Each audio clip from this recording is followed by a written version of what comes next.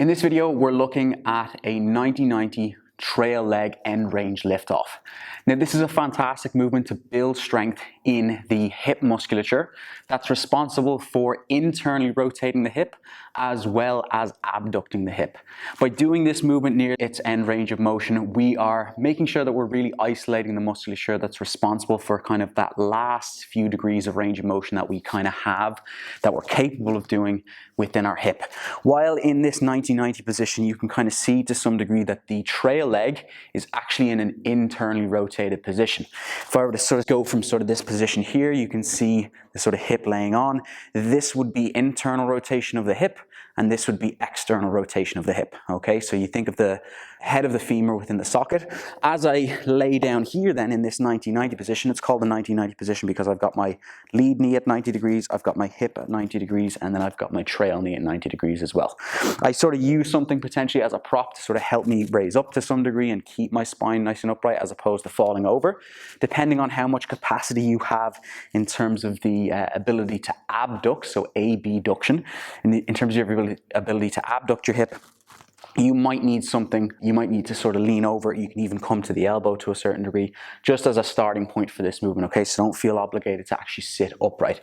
But as we were saying then, the idea here is we're trying to target the musculature here on the side of the hip that's really responsible for abducting, okay? We want to make sure to a certain degree that we're not fully within our end range, that we say go to lift and nothing happens. We do want to get it to the point that we can sort of lift off only about 5 or 10 degrees. So the idea here would be if I was so far over and sort of leaned over, I'd contract and I'd go to lift and nothing happens, then it's impossible for me to lift and I'm not really making much of a connection to the musculature. In the same way, if for me personally, I lean to the side here and I go to lift, there's far too much range for me to go between. It was a very easy movement. Whereas if I find the perfect position, the idea is I should only be able to sort of move, provided I don't sort of lean over, compensate in some way, and I really make that connection to the end range sort of movement at hip abduction, okay? So what you're gonna do here is you're gonna make sure that you get that perfect 90-90 position. You have your prop if necessary. You're gonna try and get as upright as you kind of comfortably can work with for today, okay? Like we do at most end range positions, we go through the process of irradiation first, because that really makes sure that we make a connection to the musculature. We're really amplifying our strength, and we're making sure that we're not sort of like leaning, falling over in any sense, as opposed to performing this with no connection. I just sort of lean over and lift, and I don't really get much benefit from the exercise, okay? So when performing this, make sure you take that deep inhale, irradiate tension throughout the entire body, pack your breath into your lower abdomen, squeeze and tighten all of your musculature. Place your opposite hand sort of across and on the lead knee. From here, you've got that tension in the body, and very slowly what you're going to try and do is you're going to try and lift the knee and the foot off the ground at the same time. So not where I sort of lift the knee and then the foot follows. Try and get them to lift at the same time. So inhale, irradiate, pack that tension very slowly. Try not to lean over or anything like that. Lift, lift, lift.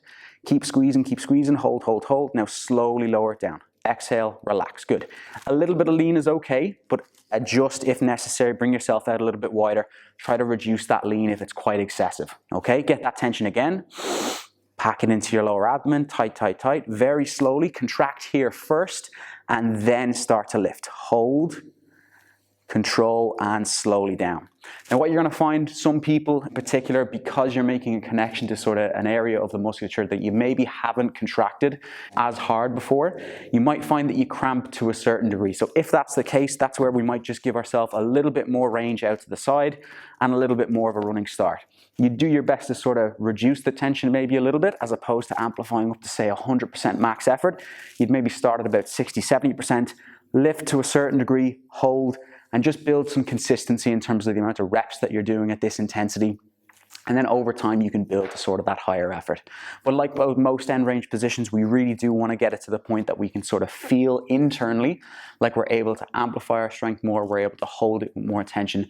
And that's another way we consider our ability to progress a movement like this. We can also add some ankle weights to this. So if we have something that we can sort of add to the leg here, even potentially like a light plate or something like that. Problem there is it's probably going to fall off, so that's why an ankle weight would be much suited. That way we're sort of adding progressive overload to it, making it our limb heavier in terms of our ability to lift it off the ground, okay? So a really fantastic movement looking at end range hip abduction, fantastic movement to add on to any sort of pails rails position I might get you to do. If you have any questions on that movement, I'm sure there might be, be sure to leave it in the comment section. If you like that video, be sure to like it as well. Subscribe to the page if you want to see more videos like this in the future, and I'll see you soon.